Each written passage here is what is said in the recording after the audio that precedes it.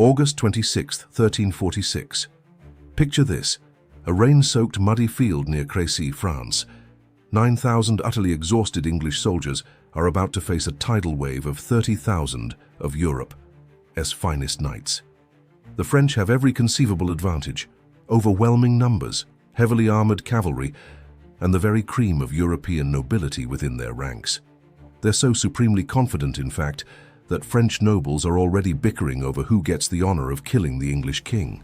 Fast forward just 4 hours. 1,500 French nobles lie dead, princes, dukes, and even kings among them. The English? They lost a mere 40 men. Not 400, 40.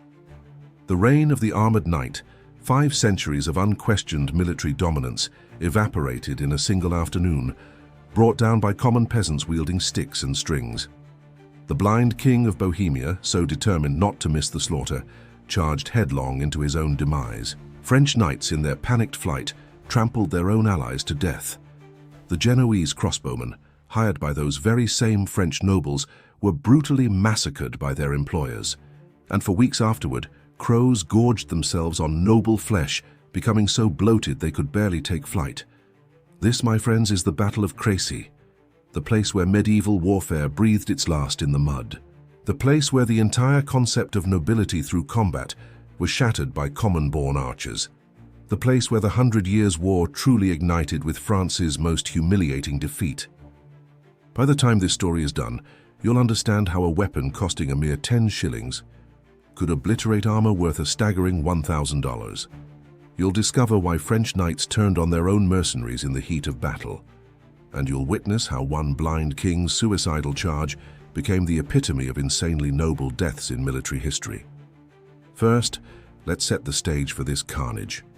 Edward III of England had recently landed in Normandy with around 15,000 men, laying claim to the French throne through his mother.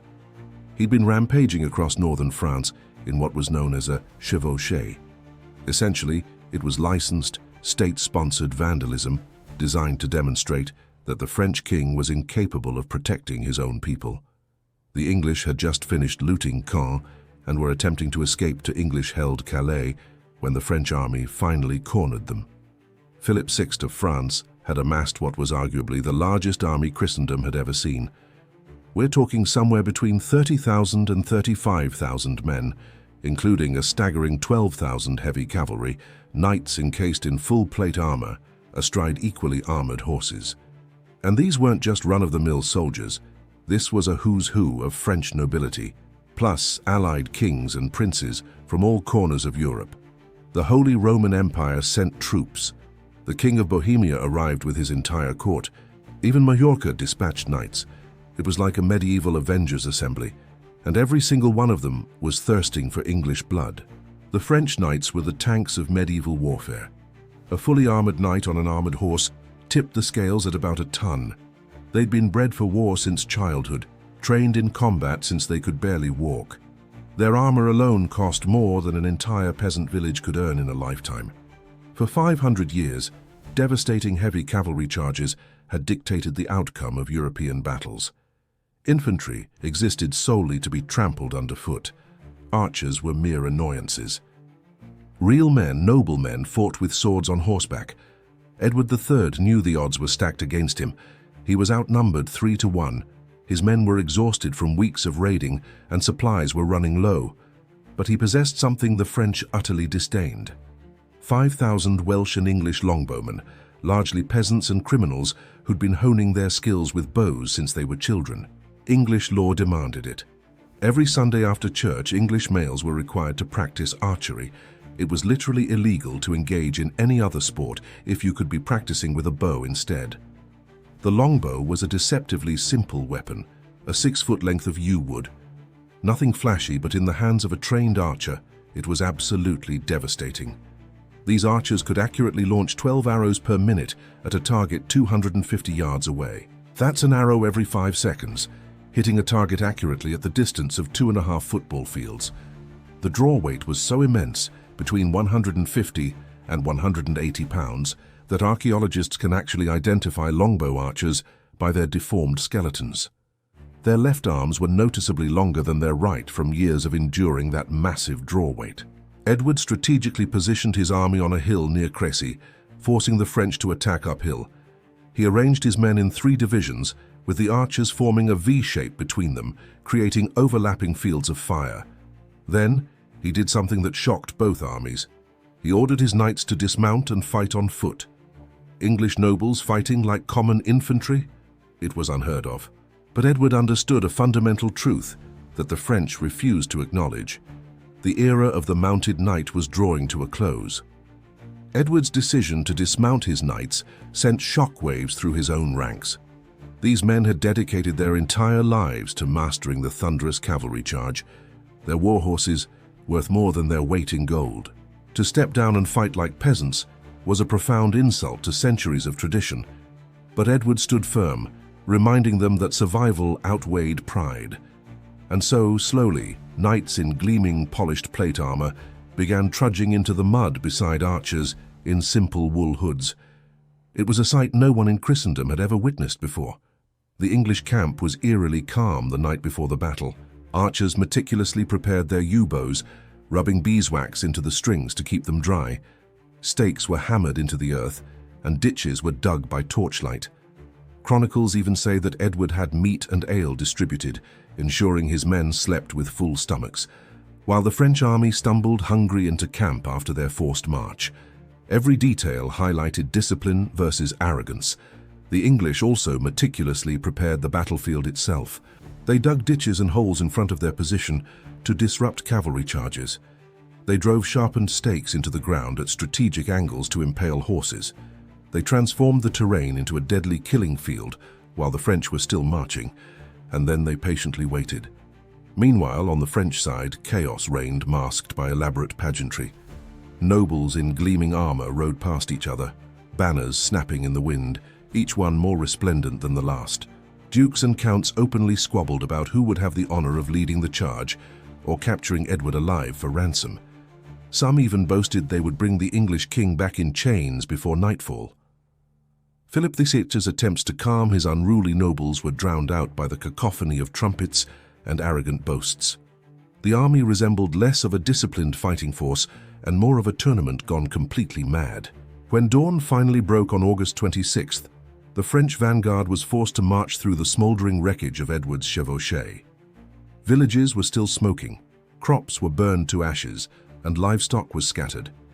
Peasants whispered curses as they watched thousands of armored knights thunder past their ruined homes. To the French nobility, this was a profound humiliation that demanded immediate and brutal vengeance. To the English, it was undeniable proof that their strategy of devastation was working. They had effectively turned the land itself into a weapon. Philip's thoroughly sickened army finally arrived at Crecy around 4 p.m. on August 26th, utterly exhausted from their long march. The smart move would have been to rest and launch their attack the following morning. Philip actually issued an order to halt, but French nobility simply didn't do patient. They didn't do tactical. They saw the English positioned on that hill, outnumbered, tired, and far from home, and they smelled glory. Every noble wanted to be the one to kill or capture Edward III. By mid-afternoon, dark clouds began to gather ominously. A sudden rainstorm soaked the field. The French knights merely laughed, confident that their plate armor would shield them from the elements. But the storm held a very different significance for missile troops. The English calmly unstrung their bows and tucked the strings under their helmets and cloaks, ensuring they remained dry. The Genoese crossbowmen, however, had no such foresight. Their strings stretched and sagged, rendering them virtually useless against the sheer power of the longbow. A tiny detail, a few minutes of foresight, would ultimately determine the fate of thousands.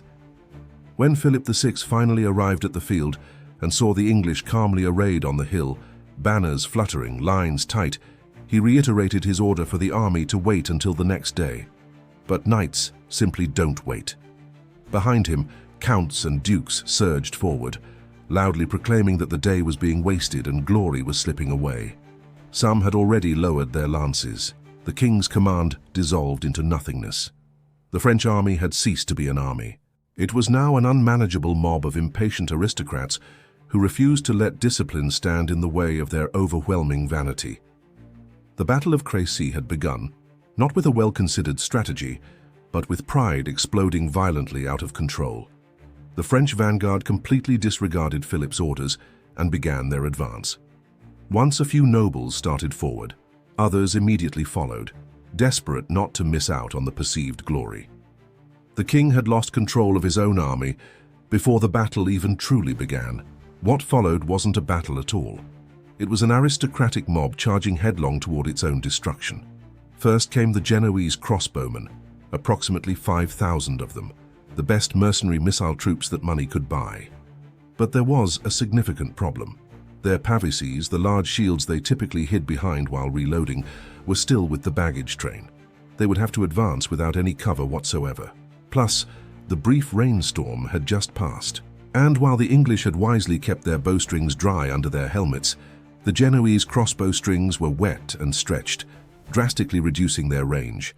The Genoese advanced, moving into range at about 150 yards, and unleashed a volley. Most of their bolts fell far short of their intended targets.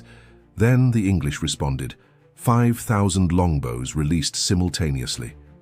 Witnesses described the sound as being akin to thunder. The sky literally darkened with arrows. Each archer was unleashing 12 arrows per minute. That's a staggering 60,000 arrows per minute, raining down on the Genoese. The Genoese had no shields, no cover, and their crossbows took 30 seconds to reload, compared to the longbows' mere 5 seconds. They were being systematically annihilated. They broke ranks and ran, streaming back toward the French lines in utter disarray. And this is where things truly went insane. The Count of Alençon, witnessing the Genoese retreat, shouted, "Kill me this rabble that blocks our way." The French knights then charged directly into their own crossbowmen, trampling and cutting them down without mercy. They literally murdered their own mercenaries for the unforgivable crime of not dying quickly enough. The Genoese were caught in a deadly crossfire between English arrows and French swords. Those who managed to survive fled the field entirely, cursing their former employers. Now came the main French assault. 12,000 mounted knights charging uphill through thick mud, over the bodies of dead Genoese, directly into the teeth of a storm of English arrows. This is where we need to delve into the actual impact of a longbow arrow on armor. At long range, arrows might not always penetrate good plate armor, but they didn't necessarily need to. They targeted the horses, which, even when armored, had vulnerable spots. Eyes, mouths, legs. A 1,500-pound horse struck by multiple arrows isn't going to charge forward. It screams, rears up, falls, creating a massive 1,500-pound obstacle. Knights behind it crashed into the fallen horses. The charge lost all momentum. At closer range, under 100 yards, longbow arrows tipped with bodkin points could punch through mail and even plate armor at its weak points. They pierced visors and entered faces, slipped through joints into armpits, and penetrated mail into thighs. But even non-penetrating hits were devastating. The impact of an arrow striking plate armor was akin to being hit with a hammer. Multiple hits rattled knights inside their armor like dice in a cup. The French charged in waves, each one climbing over the dead of the previous charge. The English archers had pre-supplied arrows stuck in the ground in front of them for quick access. They maintained a continuous, relentless fire. Contemporary accounts describe arrows falling like snow, so thick that charging knights couldn't even see through them. But it wasn't just the arrows. The battlefield Edward had meticulously prepared now proved its worth. Horses stumbled into hidden ditches and broke their legs. Knights crashed headfirst into sharpened stakes. The mud from the earlier rain had turned into a slippery, nightmarish quagmire. Dismounted knights, weighed down by 60 pounds of armor, could barely move. They became stationary targets. And here's the detail that perfectly encapsulates the horror of the situation. English archers ran out of arrows several times. You know what they did? They ran forward into the field, pulled arrows out of the dead and dying French knights, and fired them right back. The French were being killed with their own recycled suffering. The blind King John of Bohemia now enters our story, providing us with the most insanely noble death in medieval history. John had been blind for a decade, yet he came to fight regardless. When he heard that the battle was lost, he allegedly declared, "The King of Bohemia does not flee from a battle." He ordered his knights to tie their horses' reins to his, so they could guide him into combat. He was determined to strike at least one blow with his sword before he died. This blind, 50-year-old king charged directly into the English lines, swinging his sword at sounds and shadows. He and all his attached knights were killed instantly. When they discovered his body, he was still tied to his dead companions, his blind eyes open, his sword still clutched in his hand. He had achieved his wish. He had struck an enemy before meeting his end. Edward III's son, the Black Prince, was so deeply moved by this display of courage that he adopted John's personal emblem, ostrich feathers bearing the motto Ich dien, meaning I serve, which remains the symbol of the Prince of Wales to this day.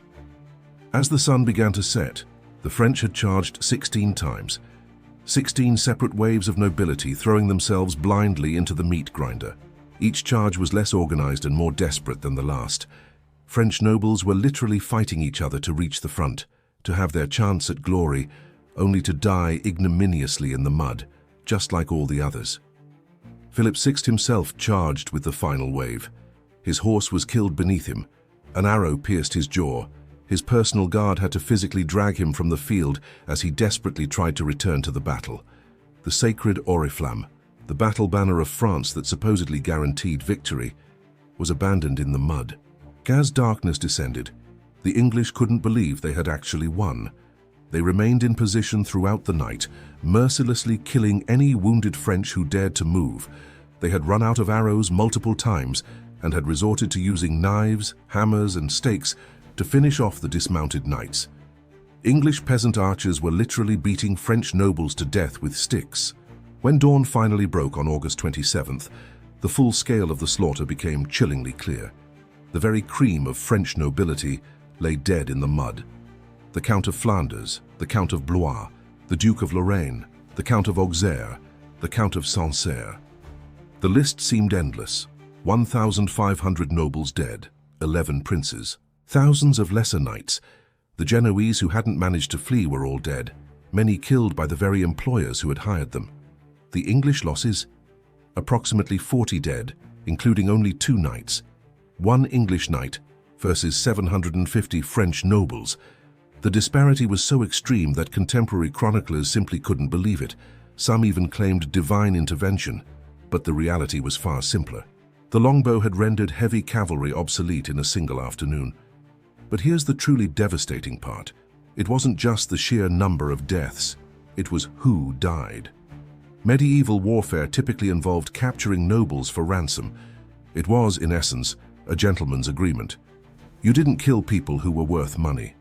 But at Crecy, the English archers, common men with no understanding of or respect for chivalric codes, simply killed everyone. They put arrows through the faces of dukes and counts without even knowing or caring who they were. The psychological impact on European nobility was shattering. For 500 years, being a knight meant being militarily superior.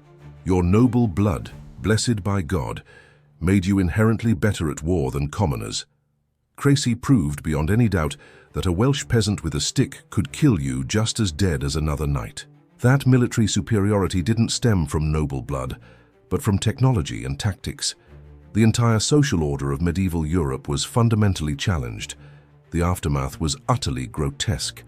So many nobles had died that there simply weren't enough people of appropriate rank to bury them properly. Bodies lay rotting for days. Crows and wolves feasted on princely flesh. Local peasants looted the corpses of nobles, finding enough wealth to transform their lives completely. The armor that had failed to save its wearers was melted down and sold for scrap. The English army, exhausted and deeply shocked by the magnitude of their own victory, continued their march to Calais. They left behind a field so thickly carpeted with noble corpses that locals would later rename it the Field of the Cloth of Gold, in reference to all the expensive clothing adorning the dead. For years afterward, farmers ploughing the field would unearth noble bones and rusted armor. France went into a state of utter shock. The loss of so many nobles in a single day created a power vacuum. Entire regions lost their lords. Administrative systems collapsed. The French military had to be completely restructured from the ground up. They began hiring more crossbowmen, building their own archer corps and, most humiliatingly, copying English tactics of fighting on foot. The battle also ushered in a new era of warfare. The dominance of the longbow meant that battles became longer-range affairs. The age of glorious cavalry charges was over. Wars became about positioning, preparation, and firepower, rather than individual courage and swordplay. The romance of medieval combat died in the mud at Crécy. But France didn't learn its lesson immediately. 10 years later, at Poitiers, they repeated the exact same mistakes, charging English archers positioned on a hill with the exact same disastrous results. They lost another king and thousands more nobles. It took the French nearly a century to fully adapt to the new reality that common archers were far more valuable than noble knights. The social implications were even more profound. If peasant archers could so easily destroy noble knights, what did that say about the divine right of nobility? If common Welsh criminals could kill princes, what justified the feudal system? Crecy didn't just kill French nobles, it killed the very idea that noble blood equated to military superiority. The English longbowmen became the most feared troop in all of Europe. But here's the ironic twist. The longbow's dominance was relatively short-lived. It required a lifetime of dedicated training to use effectively. You simply couldn't create longbowmen quickly. When gunpowder weapons arrived, which any peasant could learn to use in a single day, the longbow became obsolete too. The very weapon that had killed chivalry was itself killed by progress. The blind King of Bohemia became a legend. His suicidal charge was hailed as the last pure expression of chivalric honor, choosing certain death over retreat, wanting to strike one blow for glory, even in his blindness. His death represented the end of an era when nobility meant something far beyond mere wealth, when honor mattered more than mere survival. Modern military historians study Crecy as a pivotal revolution in warfare. It proved that technology and tactics trump raw numbers and courage, that prepared defensive positions can defeat charging cavalry, that disciplined firepower beats individual combat skills. Every modern military principle was effectively demonstrated on that muddy field back in 1346. But perhaps the most lasting image from Crecy is this: French knights, the proud nobility of the greatest kingdom in Christendom, trampling their own allies to death in their desperate rush to die gloriously, while English peasants calmly shot them down like targets at a practice range. The Count of Alençon, who had so brutally ordered the massacre of his own Genoese crossbowmen, was himself shot through the face with an arrow moments later. The French literally killed more of their own men than the English killed Englishmen. The crows that feasted on the noble corpses became so bloated on princely flesh that locals reported they could barely fly. They would hop clumsily from corpse to corpse, too heavy to take wing. It was the perfect metaphor. Even the scavengers were overwhelmed by the sheer volume of dead nobility. Today, a small monument marks the field at Crecy. Tour buses rarely stop. Most people have never even heard of it. But on August 26, 1346, on that muddy slope, the medieval world truly ended. 500 years of military tradition, the entire concept of warrior nobility, the romance of knightly combat, all of it died in a single afternoon, killed by commoners wielding bent sticks and string. The English didn't just win a battle at Crecy. They proved that courage couldn't overcome mathematics, that nobility couldn't deflect arrows, and that the age of the knight was drawing to a close.